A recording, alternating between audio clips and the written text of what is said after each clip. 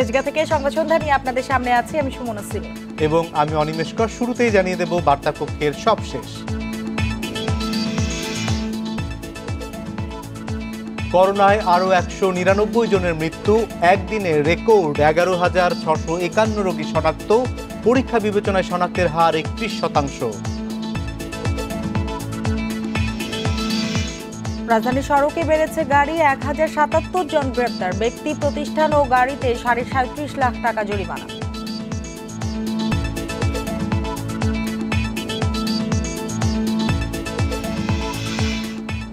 Corona হাসপাতালগুলোতে oxygen সরবরাহ ও শয্যা বাড়ানোর নির্দেশ প্রধানমন্ত্রীর কার্যালয়ের, নানামুখী পদক্ষেপের নির্দেশনা।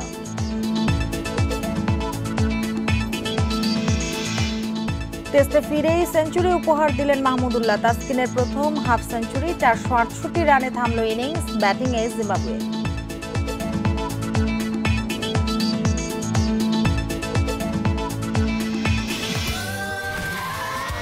Saudi Extreme. Enjoy smooth speed. এতক্ষণ শিরোনামগুলো জানাচ্ছিলাম, এবার জানাবো পুরো খবর। দেশে করোনায় আরও 199 জনের মৃত্যু হয়েছে। এর মধ্যে পুরুষ 133 এবং নারী 66 জন।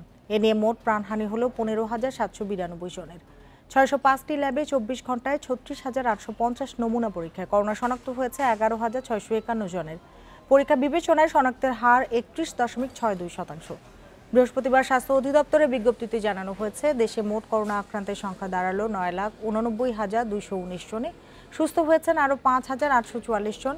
এ নিয়ে মোট সুস্থ 8,56,346 জন।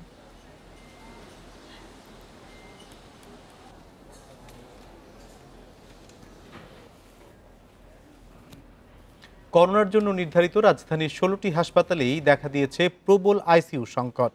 কাগজে কলমে মহাখালীর কোভিড হাসপাতালে 75টি আইসিইউ ফাঁকা দেখানো হলেও লোকবল ও যন্ত্রপাতির অভাবে সেগুলো সচল নয়। ফলে আইসিইউ পেতে চরম ভোগান্তিতে পড়েছেন করোনা রোগীরা। হাসপাতাল থেকে হাসপাতালে ঘুরেও মিলছে না শয্যা। আরফান মিয়া ব্রাহ্মণবাড়িয়া থেকে আসা 70 বছর বয়সী এই রোগী ভুগছেন শ্বাসকষ্ট সহ নানা উপসর্গে। দুটি হাসপাতাল ঘুরে মহাখালীর কোভিড হাসপাতালে গেলে স্বজনদের জানানো হয় ফাঁকা নেই আইসিইউ। অক্সিজেন মাস্ক মুখে নিয়ে হাসপাতালের সামনে ঘণ্টাখানেক অপেক্ষার পরও চিকিৎসকের পরামর্শটুকুও জোটেনি ভাগ্যে। গিরলে পাওয়ার পরে ওই জায়গার মধ্যে আইসি নাই, না তারপর আমাদের এটা একটা ঠিকানা দিছে, ওই জায়গার মধ্যে খালি পাইবেন যান, মানে আয়া শুনি এই জায়গার ভিতরে পাই খালি নেবে, কারণ আমরা কই যাবো কী করবো কোনো বুঝতেছি না। পরে সাংবাদিকরা কর্তৃপক্ষকে বিষয়টি জানালে হাসপাতালে ঠাঁই হয় আরফান মিয়ার। পেশেন্টদেরকে আমরা নিয়ে নিই এবং জ্যান বেরিয়ে তো মারাও যাচ্ছে যতক্ষণ পর্যন্ত সে আইসিইউ না পাচ্ছে। তা আমরাও সেই একই পদ্ধতিতে আমাদেরও যেতে হবে, আমরা সেই প্রস্তুতি নিয়ে রেখেছি। মায়া খাঁ নামে 85 বছর বয়সী আরেক রোগী শনিবার থেকে ভর্তি ডিএনসিসির কোভিড হাসপাতালে। প্রবল অক্সিজেন সংকটে ভোগা এই রোগীকে প্রয়োজন মতো হাই ফ্লো নেজাল ক্যানোলা সরবরাহ করা হয়নি, তাই বাধ্য হয়েই বেসরকারি হাসপাতালে যাচ্ছেন স্বজনরা। হাই ফ্লোর যে মেশিন, নেজাল ক্যানোলার যে মেশিনটা ওটা নাই, তো এই জন্য এখন বাধ্য হয়ে অন্য জায়গায় নিতে হচ্ছে। আর পেশেন্টের স্যাচুরেশন ফল করতেছে। হাসপাতাল কর্তৃপক্ষের দাবি, কাগজে কলমে 212টি আইসিইউ থাকলেও এই মুহূর্তে সচল 150টি। লোকবল ও যন্ত্রপাতির অভাবে পুরোদমে কার্যক্রম চালানো যাচ্ছে না বলে জানান পরিচালক। আমরা আরও 75 জন মানুষকে ওখানে রাখতে পারি, বাট এই 75 জন মানুষকে আমরা যদি নিয়ে নিই তাহলে তাকে ম্যানেজ করার জন্য আমাদের যে পরিমাণ এক্সট্রা ম্যান পাওয়ার লাগছে এবং আরও কিছু ইকুইপমেন্টও লাগবে, সেই জায়গায় তো আমাদের অবশ্যই ঘাটতি আছে। রাজধানীতে করোনার জন্য নির্ধারিত 16 হাসপাতালের 11টিতেই কোনো আইসিইউ শয্যা ফাঁকা নেই, বাকি 4টিতেও ফাঁকা আছে 2-1টি করে। এক সপ্তাহের মধ্যে মহাখালীর ডিএনসিসি কোভিড ডেডিকেটেড হাসপাতালে খালি পড়ে থাকা 75টি আইসিইউ সচল করা হবে বলে জানিয়েছে কর্তৃপক্ষ। Biprajit Chanda, independent news, Dhaka. Oxygen সরবরাহ বৃদ্ধি সহ সারা দেশের কোভিড-19 হাসপাতালগুলো শয্যা সংখ্যা বাড়ানোর নির্দেশ দিয়েছে প্রধানমন্ত্রীর কার্যালয়। স্থানীয় প্রশাসনকে এ লক্ষ্যে নানামুখী পদক্ষেপ নেওয়ার নির্দেশনা দেওয়া হয়েছে। দুপুরে দেশের সব বিভাগ ও জেলার সাথে ভিডিও কনফারেন্সে এ নির্দেশনার কথা জানান প্রধানমন্ত্রীর মুখ্য সচিব ডক্টর আহমেদ কায়কাউস। এ সময় তিনি করোনার উপসর্গ বা লক্ষণযুক্ত ব্যক্তিদের অবশ্যই ঘরে থাকার অনুরোধ জানান। প্রয়োজনে স্থানীয় প্রশাসনকে আইসোলেশন নিশ্চিত করার নির্দেশও দেন তিনি। ভিডিও কনফারেন্সে সারা দেশে করোনা ভাইরাসের প্রাদুর্ভাব রোধে জনগণের স্বাস্থ্য সুরক্ষায় জরুরি করণীয় ও চলমান কার্যক্রম সমন্বয়ের লক্ষ্য নির্ধারণ নিয়েও আলোচনা হয়।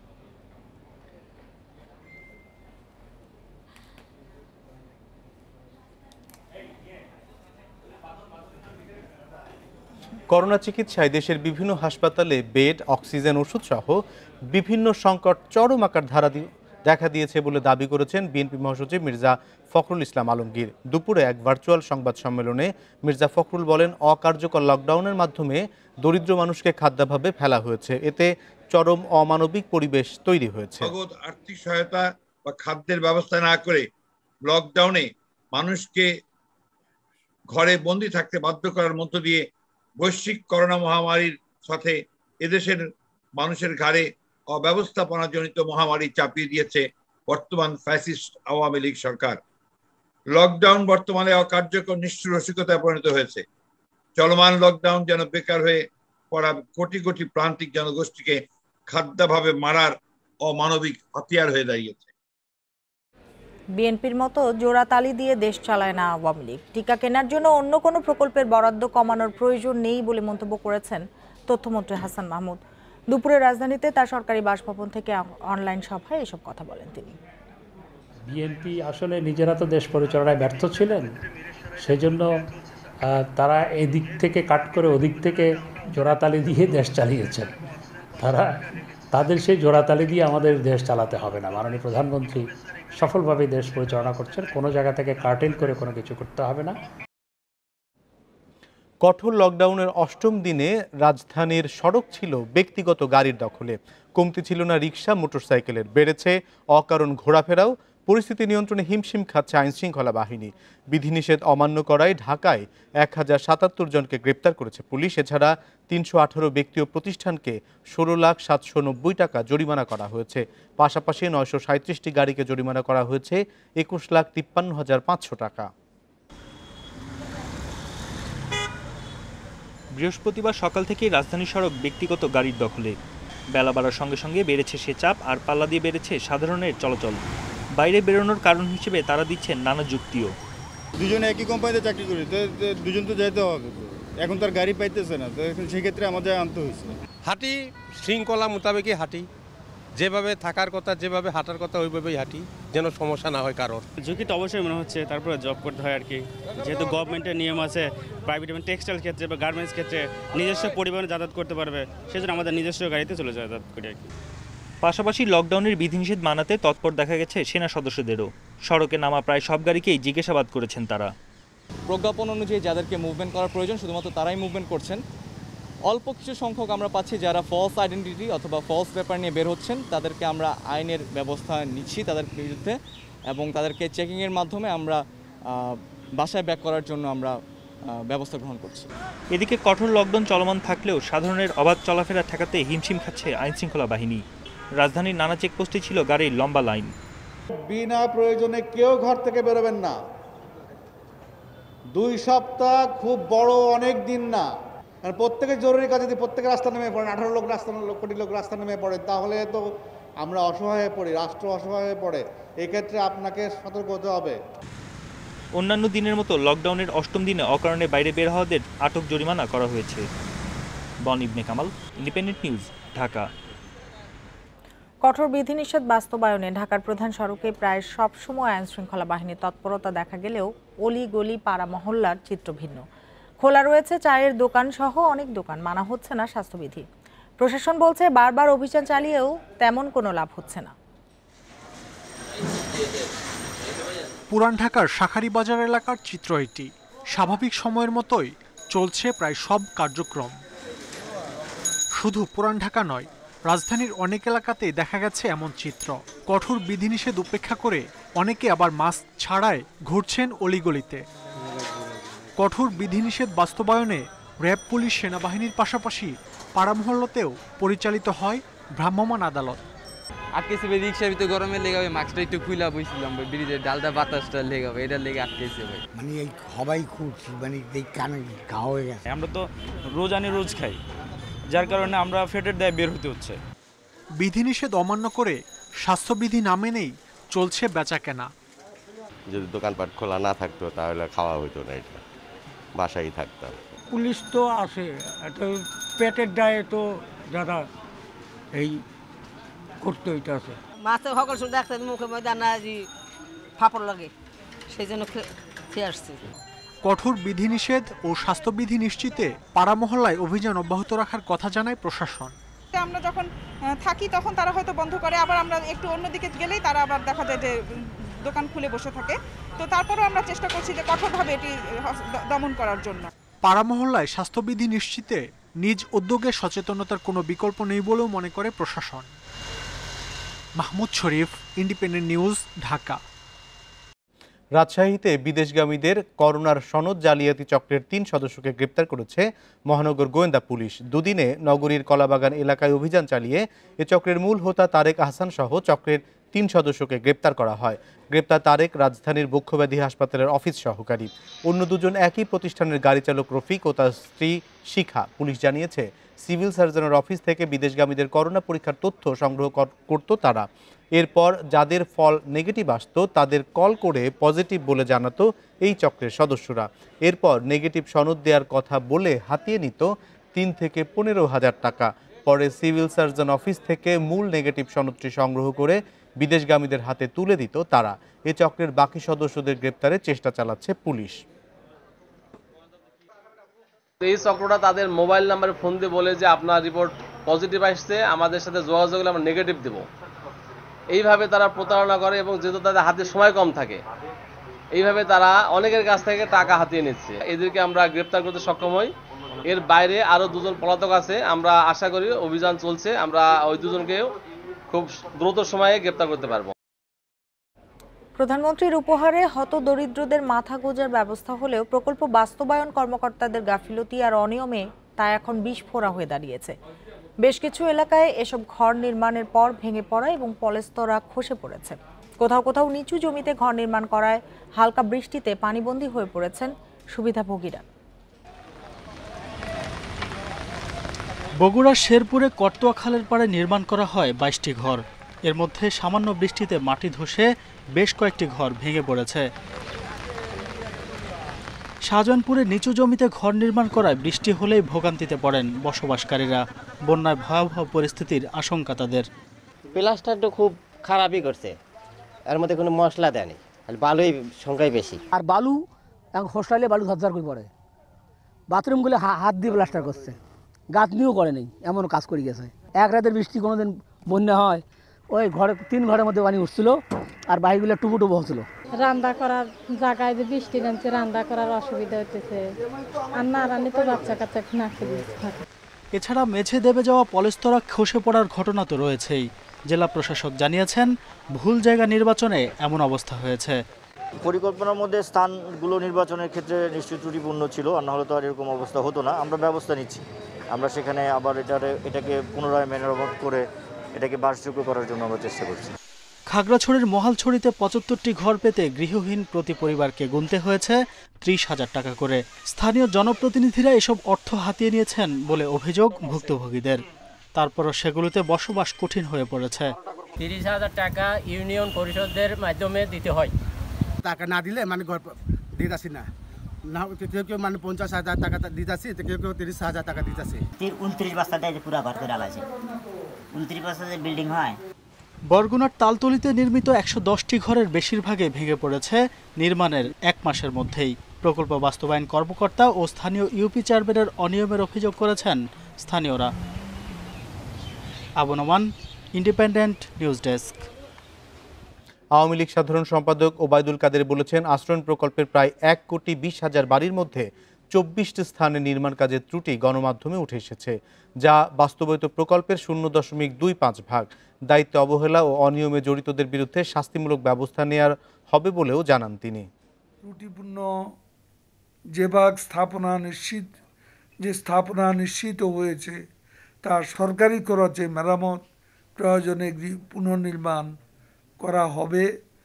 যারা এই ত্রুটির জন্য দায়ী এবং দায়িত্বে অবহেলা অনিয়মে জড়িত তাদের বিরুদ্ধে শাস্তিমূলক ব্যবস্থা গ্রহণ করা হচ্ছে। জাতীয় পার্টির চেয়ারম্যান জিএম কাদের নিজের স্বার্থে সাবেক রাষ্ট্রপতি হোসেন মোহাম্মদ এরশাদের পরিবারের বিরুদ্ধে ষড়যন্ত্র করছেন বলে অভিযোগ করেছেন এরশাদের ছেলে এরিক এরশাদ। রাজধানীর বাড়িধারার বাসভবনে সংবাদ সম্মেলনে তিনি বলেন, বিভিন্ন গণমাধ্যমে এরশাদ পরিবারের নেতিবাচক সংবাদ প্রচারের নেপথ্যে রয়েছেন জিএম কাদের। এর ফলে তার পরিবারের কোনো ক্ষতি হলে জাতীয় পার্টির চেয়ারম্যান কাদের দায়ী থাকবেন বলেও হুঁশিয়ার করেন এরিক এরশাদ। এদিকে এরিক সাবেক রাষ্ট্রপতি এরশাদের সন্তান নয়। জীবদ্দশায় কেউ এ প্রশ্ন না তুললেও কেন এখন এসব বলা হচ্ছে সেই প্রশ্ন তোলা হয় সংবাদ সম্মেলনে। এ বিষয়ে পরিবার থেকে মামলা করা হবে বলেও জানানো হয়। আমার এবং আমার মা বিদিশা এরশাদের বিরুদ্ধে আমার চাচা জিএম কাদের মিথ্যা নিউজ করাচ্ছেন।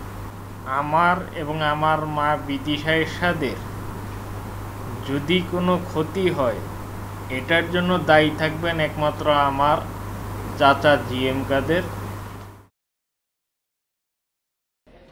লকডাউনের মধ্যে কম দামে নিত্য পণ্য কিনতে টিসিবির ট্রাকে উপচে পড়া ভিড়। তেল, চিনি, ডালের জন্য রীতিমতো লড়াইয়ে নামছেন স্বল্প আয়ের মানুষ। করোনার বিধিনিষেধের পরোয়া করছেন না অনেকেই। এ অবস্থায় টিসিবির ট্রাকে পুলিশ পাহারার কথা ভাবছে বাণিজ্য মন্ত্রণালয়। ভোক্তার এ লড়াই বিনামূল্যে নয়, স্বল্প মূল্যে টিসিবি ট্রাক থেকে পণ্য কিনতে। সয়াবিন তেল, মসুর ডাল আর চিনি কিনতে লাইনে দাঁড়িয়ে দীর্ঘ অপেক্ষা। তবে চাহিদা বেশি থাকায় 2-2.5 ঘন্টায় বিক্রি শেষ। তাই হতাশ হয়েই ফিরতে হয় অনেককে। কালকে দিয়েছে 5 লিটার, পাইনো ডাইলও আইনো, তেলও পাইনো, চিনিও পাইনো, ফিরে গেছি। আজকে আসি একবার কয় এইখানে দিব, এইখানে 3বার গেছি, এইখানে আবার আসি, ওখানে কোনো খবর নেই। তেল তো পাওয়া যায় না, তেল তো সবার প্রয়োজন। চিনি এবং ডাল পাওয়া যায় বেশিরভাগ। চাহিদার তুলনায় সরবরাহ কম থাকার কথা জানিয়ে ডিলারদের অভিযোগ, একই ক্রেতা বারবার পণ্য কিনছেন। সামাজিক দূরত্ব রেখে যে কাজ করবো সেই সুযোগ আমাদের নাই। তা আমরা অনেক চেষ্টা করছি যে তাদের সামাজিক দূরত্ব নিশ্চিত করে আমরা মাল দেওয়ার জন্য, কিন্তু তারা কোনো কিছু শুনতেছে না। তবে পণ্য কিনতে এসে করোনার স্বাস্থ্যবিধি মানতে দেখা যায়নি অনেককে। এরা কইতেছে এই গাড়ি ওইখানে মাল দিব, আবার কইতেছে ওইখানে মাল দিব, নাকি তখন একটা বিগ ব্যালেন্সের ভিতরে মানে এই জনগণ ঢুকাই। করোনা সংক্রমণের মধ্যে টিসিবি ট্রাকে ভিড় বাড়ায় পণ্যের সরবরাহ বৃদ্ধির পাশাপাশি বিধিনিষেধ মানাতে পুলিশ পাহারার কথা ভাবছে বাণিজ্য মন্ত্রণালয়। মজুদ সমস্যা না, কিন্তু আমাদের অন্য অন্য সাপোর্ট সার্ভিস সেইগুলোর একটা বিষয় আছে, বাট আমরা এটাকে দ্বিগুণ করে দেব। আমি আজকে বলেছি যে পুলিশ কমিশনারকে প্রত্যেকটা কেন্দ্রের নাম ঠিকানা দিয়ে চিঠি দেওয়া হবে যেন এখানে যথেষ্ট পুলিশ মোতায়েন করা হয়।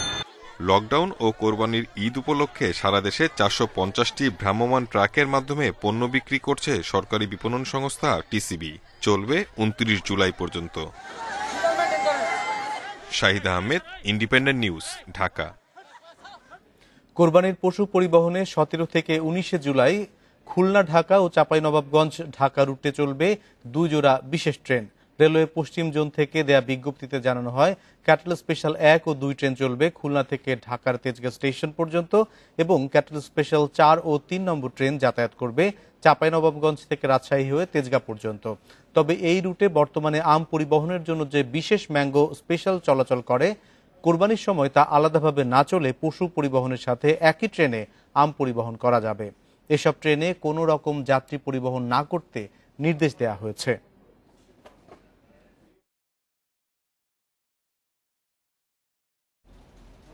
বিদ্যুৎ ও সড়ক যোগাযোগের ব্যাপক উন্নতির ফলে গত 12 বছরে পার্বত্য চট্টগ্রামে আইনশৃঙ্খলা পরিস্থিতির দৃশ্যমান উন্নতি হয়েছে।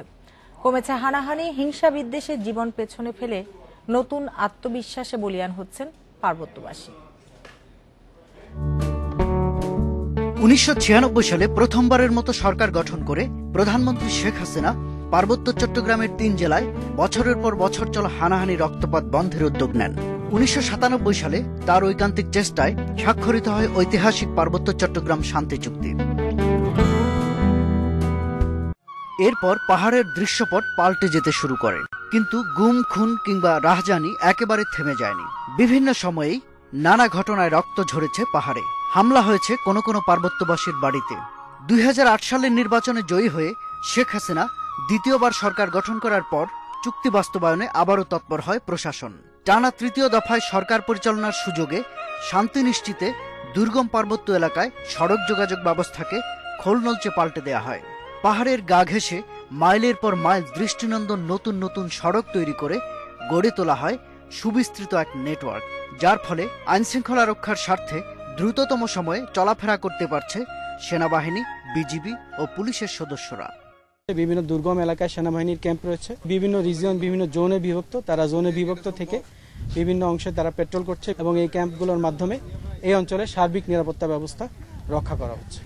পার্বত্য অঞ্চলে গত 12 বছরে ব্যাপক উন্নয়ন হয়েছে বিদ্যুৎ খাতেও। পাহাড়ে শান্তি নিশ্চিতে এরও প্রত্যক্ষ প্রভাব পড়েছে। আজকে সেই অস্ত্রের ঝঞ্ঝানি নেই। আজকে ট্যুরিস্টরা ইজিলি কোনো নির্ভয়ে এখানে আসতে পারে, এখানে ঘুরতে পারে এবং সেরকম একটা পরিস্থিতি আজকে বিরাজ করছে। বর্তমান সরকারের নেতৃত্বে সড়ক, বিদ্যুৎ সহ 3 পার্বত্য জেলার সার্বিক উন্নয়ন পাহাড়ের পরিস্থিতি কতটুকু স্থিতিশীল করতে পেরেছে? আগে তো ছিল এরকম, এখন নাই। কিরকম ছিল আগে? যে এরকম এই যে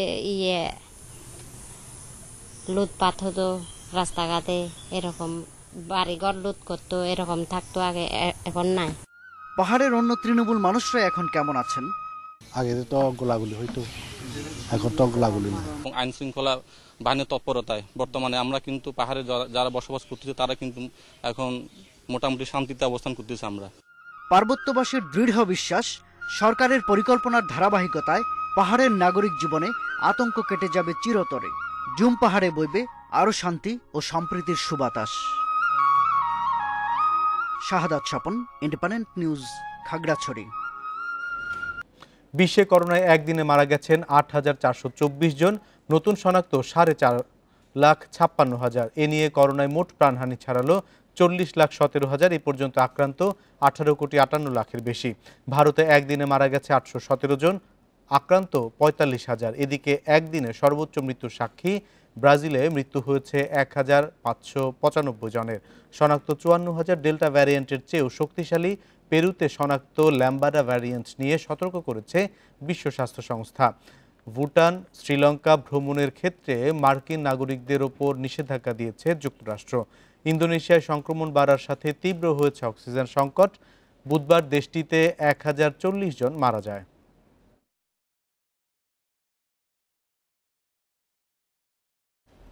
হারারে টেস্টে মাহমুদুল্লাহ তাসকিনের রেকর্ডময় ব্যাটিংয়ে প্রথম ইনিংসে সুবিধাজনক অবস্থানে বাংলাদেশ। মাহমুদুল্লাহর ক্যারিয়ার সেরা ইনিংস আর তাসকিনের প্রথম 50-তে বাংলাদেশ থামল 468 রানে। কোনো উইকেট না হারিয়ে ভালোই জবাব দিচ্ছে জিম্বাবুয়ে। 8 উইকেটে 294 রান নিয়ে দ্বিতীয় দিন শুরু করে বাংলাদেশ। প্রথম সেশনে 24 ওভারে কোনো উইকেট না হারিয়ে রান উঠেছে 110। প্রায় 1.5 বছর পর টেস্টে ফিরে সেঞ্চুরি তুলে নেন মাহমুদুল্লাহ। অথচ সফরের জন্য প্রথমে ঘোষিত বাংলাদেশের 17 জনের দলে ছিলেন না মাহমুদুল্লাহ। টেস্টে এটি তার 5ম সেঞ্চুরি। অন্য প্রান্তে তাসকিন করেন ক্যারিয়ারের প্রথম হাফ সেঞ্চুরি।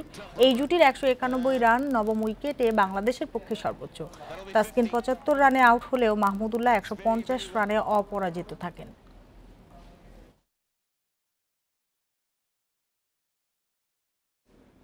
হারারে টেস্টে মাহমুদুল্লাহর দুর্দান্ত প্রত্যাবর্তনে মান বেঁচেছে বাংলাদেশের।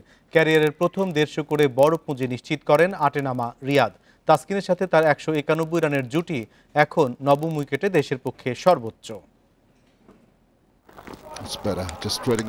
তাসকিন ব্যাটিং করতে জানেন, জানা ছিল না অনেকের। হারারে টেস্টে সুযোগ বুঝে দেখিয়ে দিলেন নাচের মুদ্রা।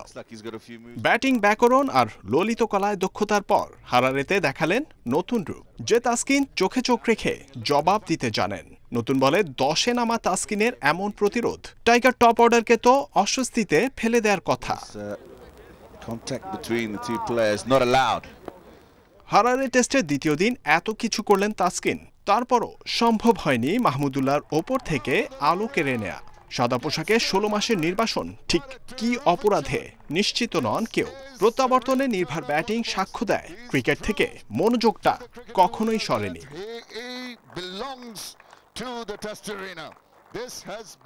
ঠিক যেসব কারণে নির্বাচকদের রিয়াদ স্মরণ।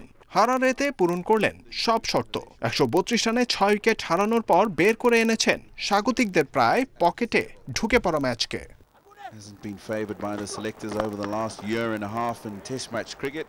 লিটনের সাথে সপ্তম উইকেটে 138 রানের পর বের করে এনেছেন তাসকিনের ব্যাটসম্যান সত্তা। নবম উইকেটে দেশের পক্ষে সর্বোচ্চ 191 রানের জুটি।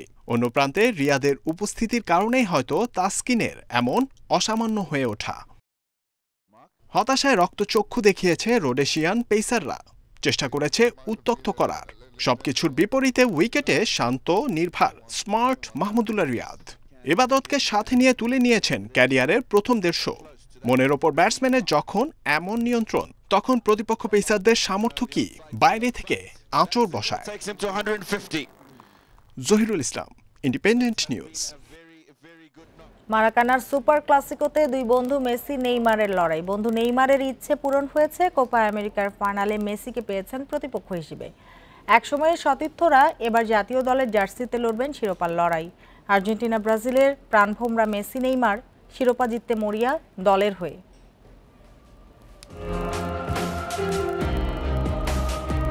মুহূর্তগুলো ভোলার নয়। বিশ্বসেরা চেয়ে দেখেছেন, খুব কাছে গিয়ে ট্রফি ছুঁতে পারেননি। নিজে কেঁদেছেন, কাঁদিয়েছেন কোটি ভক্তকে। একজন মেসি নিজের শোকেস অ্যাওয়ার্ডে ভরিয়ে দিলেও এক অপূর্ণতা যে তাকে তাড়িয়ে বেড়ায়। আকাশী নীল জার্সিতে যে এতদিনেও কোনো ট্রফি জিততেই পারেননি। নেইমার ওদিকে কিছুটা এগিয়ে। 2013 কনফেডারেশনস কাপ জিতেছেন, আর শেষবার গ্যালারিতে বসে দেখেছেন কোপা জয়ের উৎসব। ইনজুরি তার কাছ থেকে কেড়েছে অনেক কিছু। তবে 2014 আর 18 দুই বিশ্বকাপের জ্বালা যে কখনোই মিটবে না নেইমারের। এ যাত্রায় কোপা আমেরিকা জিতে কিছুটা স্বস্তি, শান্তির খোঁজ তো মিলতেই পারে। মেসি নেইমার দুই বন্ধু মহাতারকা মুখোমুখি মারাকানায় প্রতিপক্ষ হয়ে। এই কোপায় দুজনই দলের সেরা পারফর্মার। মেসি অবশ্যই ঢের এগিয়ে। আর্জেন্টিনার 11 গোলের 9টায় সম্পৃক্ত থেকে ম্যাচ সেরা হয়েছেন 4 বার। বিপরীতে ব্রাজিলের 9 গোলের 5টিতে নেইমারের অবদান, সেরা খেলোয়াড় হয়েছেন একবার। ব্রাজিলের বিপক্ষে বরাবরই উজ্জ্বল মেসি। 76 গোলের ক্যারিয়ারে 5টি করেছেন চিরপ্রতিদ্বন্দ্বীদের বিপক্ষে। আর নেইমারের ক্যারিয়ারের 68 গোলের মধ্যে আর্জেন্টিনার জালে করেছেন 3টি। জাতীয় দলের জার্সিতে 2 নাম্বার 10-এর সামগ্রিক লড়াইয়ে এগিয়ে মেসি। আর্জেন্টিনার হয়ে 149 ম্যাচে মেসির গোল 76 আর অ্যাসিস্ট 55।